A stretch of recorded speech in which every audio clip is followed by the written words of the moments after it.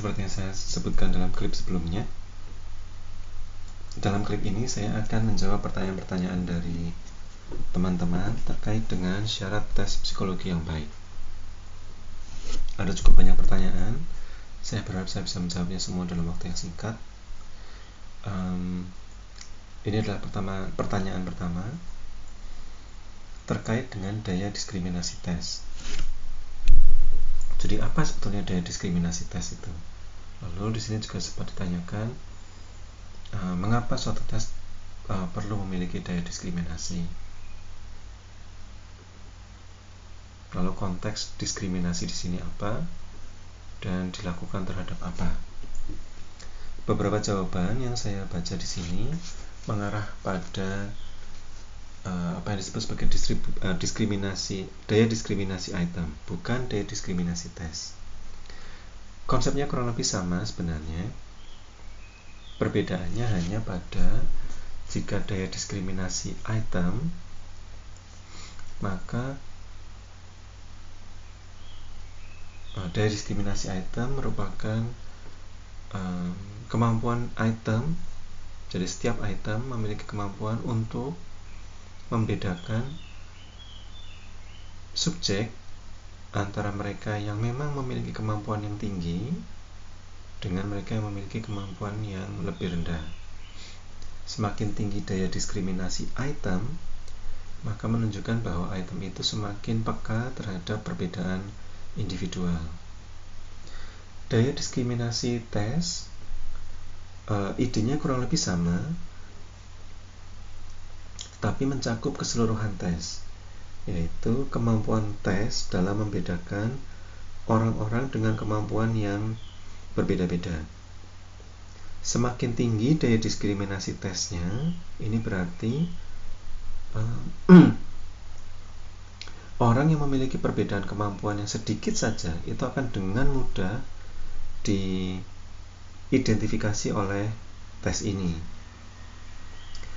Misalnya, itu ditunjukkan dengan perbedaan skor tes.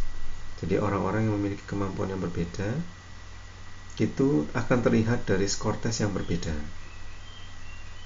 Daya diskriminasi tes yang rendah itu akan membuat tes ini tidak dapat membedakan kemampuan orang-orang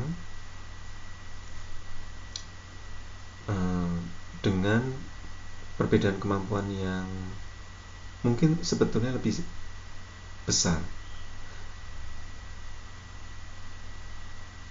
Jadi tes yang dengan daya diskriminasi yang rendah itu akan misalnya membuat orang-orang dengan perbedaan kemampuan yang sebetulnya cukup lebar itu terlihat memiliki skor yang sama. Sementara daya diskriminasi yang tinggi, orang-orang yang memiliki perbedaan kemampuan yang kecil saja itu akan memiliki skor yang berbeda. Saya harap penjelasan ini cukup bisa membantu. Kemudian berikutnya terkait dengan pertanyaan mengenai ranah isi, terkait dengan secara khusus eksplikasi konstruk.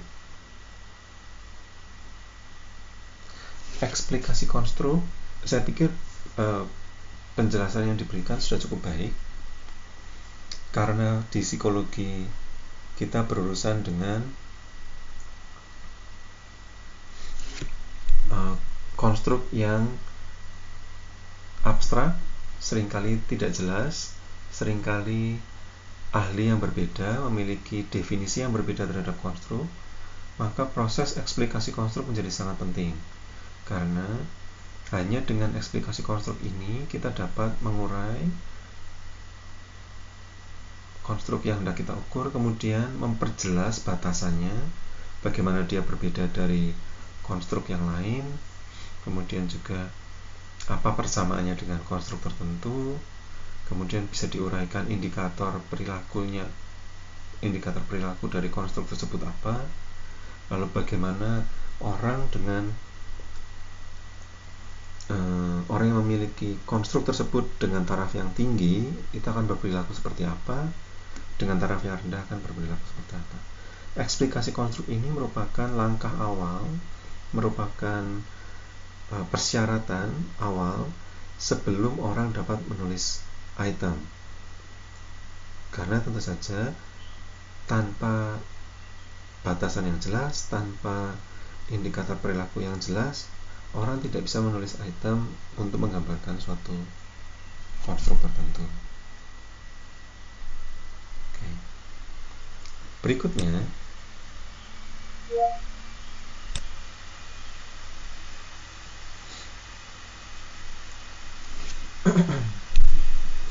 nah, ada pertanyaan terkait dengan kriteria absolut. Yang dimaksud dengan kriteria absolut di sini adalah di dalam kriteria reference scoring atau kriteria reference test gitu,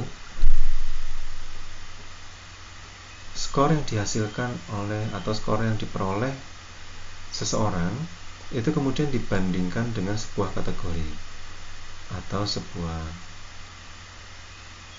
norma gitu ya. Tapi norma ini tidak didasarkan pada kelompok standarisasi, melainkan didasarkan pada pertimbangan pembuat tes atau penyusun tes terkait dengan misalnya penguasaan materi atau tingkatan kemampuan atau tingkatan atribut yang dimiliki seseorang. Misalnya, contoh yang paling real adalah nilai dalam mata kuliah ini. Nah, dalam mata kuliah ini, ketika seseorang dengan nilai sebesar 80% dari skor maksimal, maka dia akan memperoleh nilai A. Sementara mahasiswa yang mendapatkan 70% sampai 80% akan mendapatkan nilai B. Nah, kriteria ini dianggap absolut karena meskipun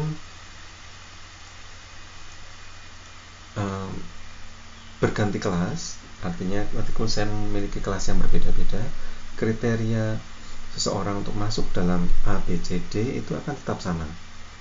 Kemampuan orang untuk bisa memperoleh nilai A itu akan tetap sama antar kelas.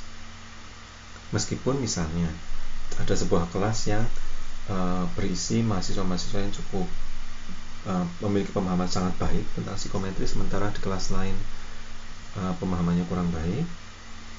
Nah, meskipun dua kelas ini memiliki perbedaan pemahaman, tapi mereka dihadapkan pada atau skor mereka itu dievaluasi menggunakan kategori yang sama. Berbeda dengan norm reference test. Dalam norm reference test,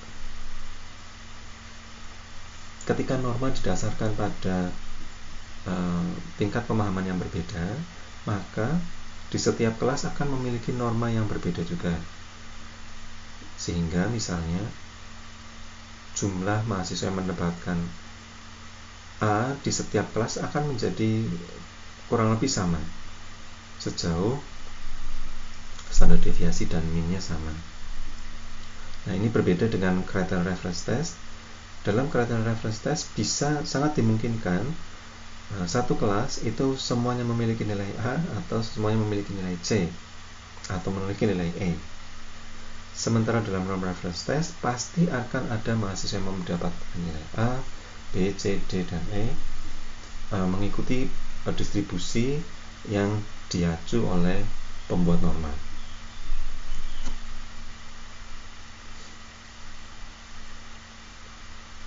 Baik. Berikutnya pertanyaan terkait dengan standarisasi.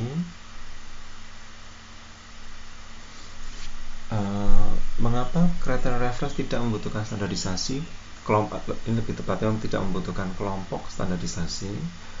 Tentu saja karena kriteria reference tidak membutuhkan penyusunan norma, karena norma disusun atau ditentukan oleh si penyusun tes itu sendiri. Namun demikian, sebetulnya kriteria reference test tetap membutuhkan kelompok uji coba, karena kelompok uji coba ini berfungsi sebagai kelompok yang akan memberikan data terkait dengan kualitas tes yang lain, tidak hanya terkait dengan norma. Misalnya terkait dengan kualitas item, reliabilitas, validitas, dan seterusnya.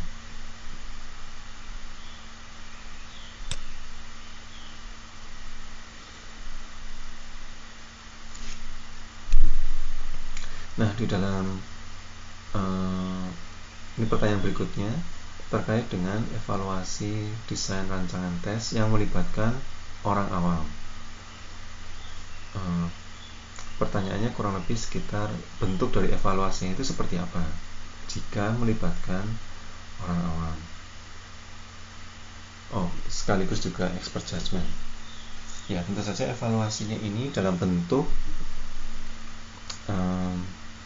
misalnya saya sedang membuat sebuah tes intelijensi, kemudian saya membawa tes tersebut pada beberapa ahli di bidang intelijensi, orang-orang yang benar-benar memahami apa itu intelijensi, mengetahui penelitian terkini, kemajuan terkini terkait dengan intelijensi, lalu saya memberi tes ini pada mereka, meminta mereka untuk mereviewnya. Nah, hasil review dari para ahli ini yang kemudian dijadikan untuk sebagai evaluasi terhadap tes, apakah tes ini layak secara konseptual untuk dinyatakan sebagai tes intelijensi.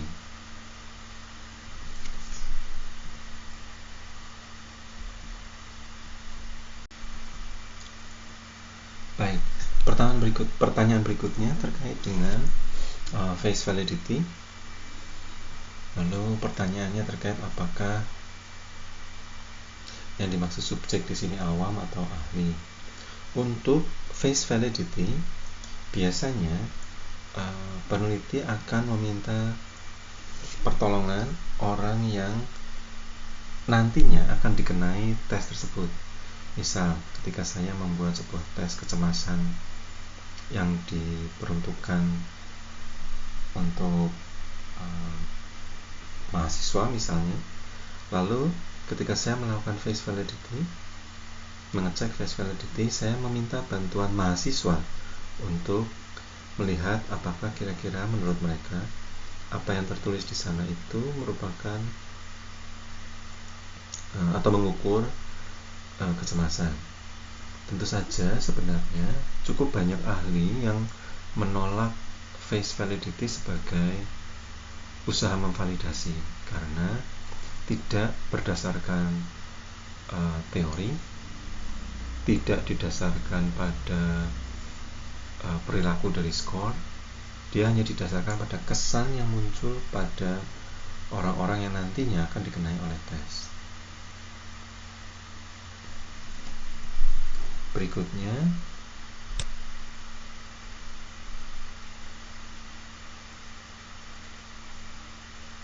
terkait dengan pass-fail,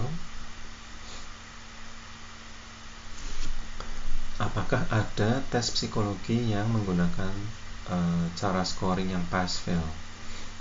Sampai saat ini memang saya sendiri belum menemukan tes psikologi yang menggunakan sistem pass-fail seperti ini. Biasanya tes psikologi memberikan skor yang sifatnya kontinu, misalnya dari skor rendah 0 lalu skor tertinggi 100 begitu. Nah, tapi ini tidak berarti bahwa tidak dimungkinkan bahwa tes psikologi akan dapat menghasilkan skor yang sifatnya kategorik seperti ini.